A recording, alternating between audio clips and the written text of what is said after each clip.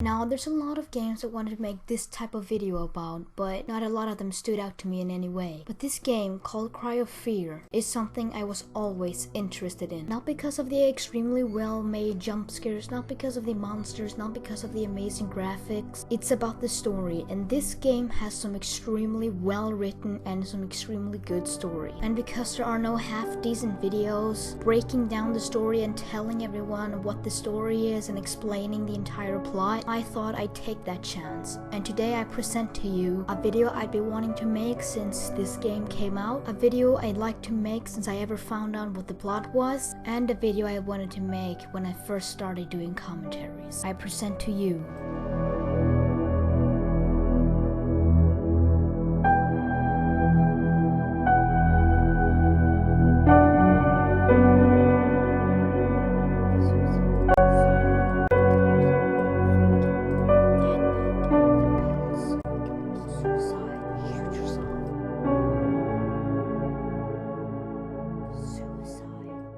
Cry of Fear is a first-person horror game where you play as the young man Simon. In the beginning of the game, you can see Simon walking across the street when he discovers a wounded man crawling on the streets.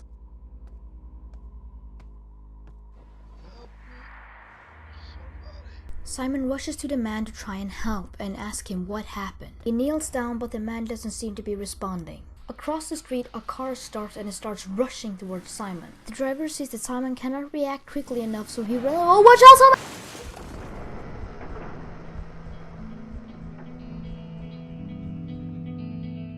This car crash crippled Simon, leaving him in a wheelchair, causing him to lose friends and develop anxiety and depression. Simon's doctor, Dr. Parnell, is now his therapist and his mentor. Dr. Parnell plays a very important role in Cry of Fear. He's portrayed to be the bad guy in the game, but it's later proven in the cutscenes that he was only trying to help. Theoretically, when you fight Doctor in the attic, it could be him trying to get a weapon away from you and you harming yourself instead of him harming you. After the Doctor fight, he will fall to the ground and you will suddenly get a flashback. Simon, the pills by itself won't make you feel better.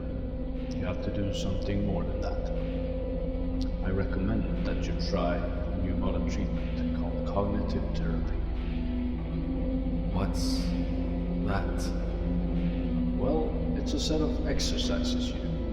A way to forget the past, all the bad memories and anxiety you have. Are you interested in books, Simon? I don't know. Why? Alright. I just wanted to find out, because I want you to try out something. I want you to write a book about how you feel. Do you think you can do that? I guess so. I can try.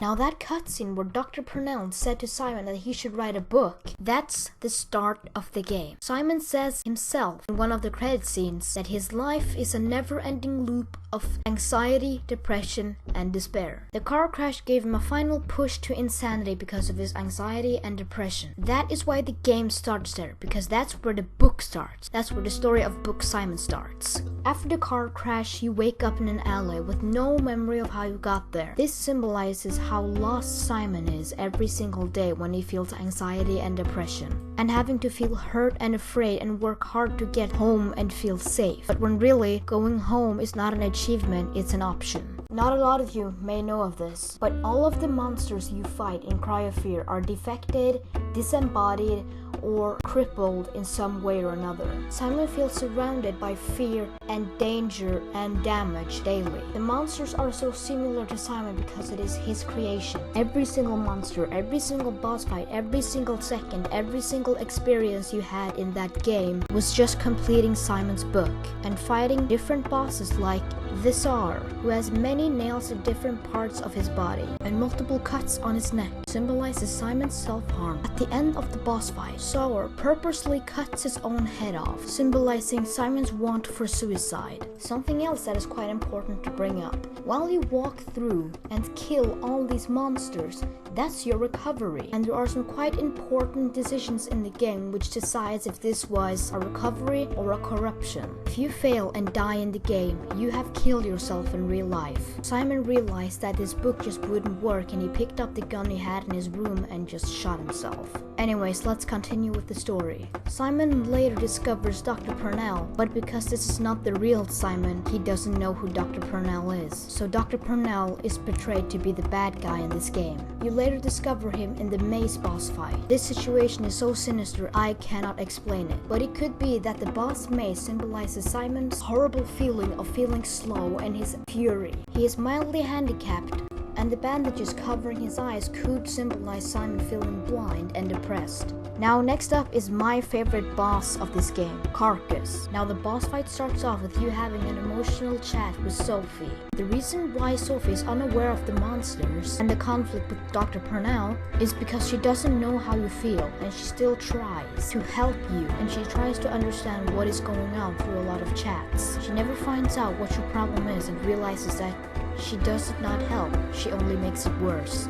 Because she is not willing to start a relationship with Simon and just wants to be friends, it completely destroys Simon, just making him even more depressed and anxious. In the end, it just didn't work out. Sophie realizes that she cannot help Simon and then leaves Simon's book, but it is disguised as suicide. Simon loves Sophie, and to see her leave and leave him behind just makes his life even shittier. His grief and sorrow over Sophie has been released through the embodiment of Carcass. Carcass is a piece of expired meat with amputated limbs sitting in a chair. This hits close to Simon because he says he feels like a loaf of meat sitting in a chair. Carcass symbolizes Simon's sorrow, and now that Sophie has left her for his condition, he can either flee through the nearby window and let Carcass vanish, or he can man up and fight him. If you flee from Carcass, you never compromise with Sophie, and you're so obsessed with her that you murder her and then take her with you into an alternate life.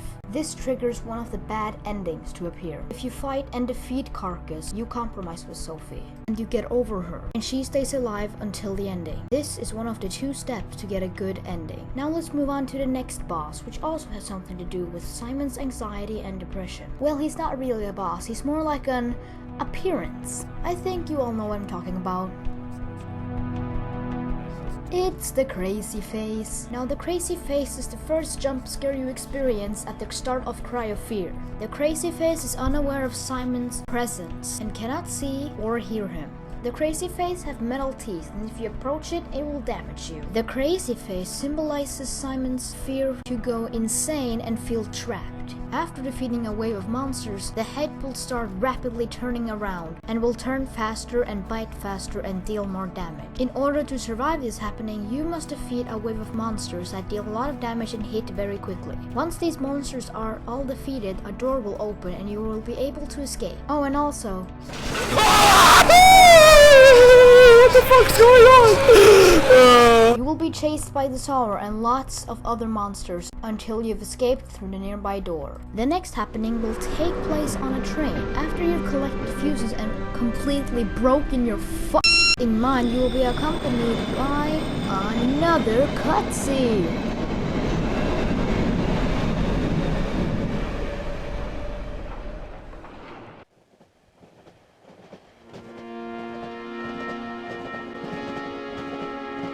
Back to the train. Sitting here like a fool. Feels like it was just a few seconds ago I was traveling here. No, think straight. I got hit by a car, woke up, and these things have been trying to kill me since. I mean, what is actually happening with me? Mom keeps telling me to get home, but why? How would that solve any of the crazy shit I've seen? I can't even contact the police here. Everything is just... fucked.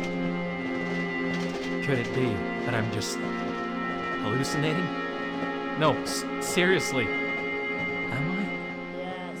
Or is there something else? I keep thinking back at that doctor guy.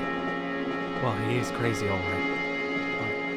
But could he have done something to me? Seeing as he wears a gas mask. Or is all this just not real? I'm confused. I'm just very confused. After that cutscene, the glass behind you will shatter and you are set out on the quest to collect the foot. After that, with oh, stop it! Shit. My bag. After that, you're left in a state where you're absolutely f***ed, so you will have to escape the train before it crashes onto the ground and you become a little puddle of shit. Now comes another important choice in the asylum. I know. I have it already. Give it to me right now. It's mine.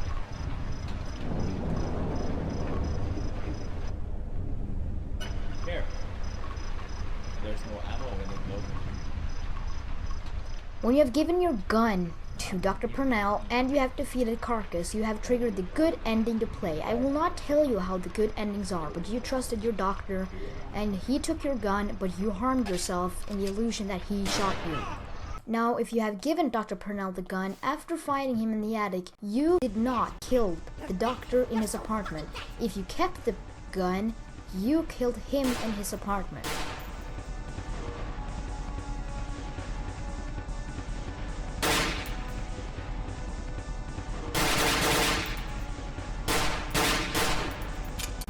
Come on. Just keep shooting him. Yeah, this definitely doesn't take a lot of time.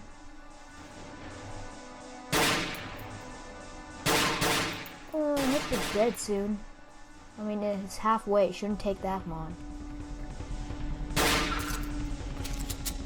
Oh, come on. Oh, there comes the suicide. I just shoot him in the head and he's dead. Come on. Any day now. Wait, what? Fuck it. Speed it up. Simon, the pills by itself won't make you feel better. You have to do something more than that. I recommend that you try a new modern treatment called cognitive therapy. What's that? Well, it's a set of exercises you do. A way to forget the past, all the bad memories and anxiety you have. Are you interested in books, Simon? I don't know. Why? Alright. I just wanted to find out, because I want you to try out something. I want you to write a book about how you feel. And Simon's life loops again.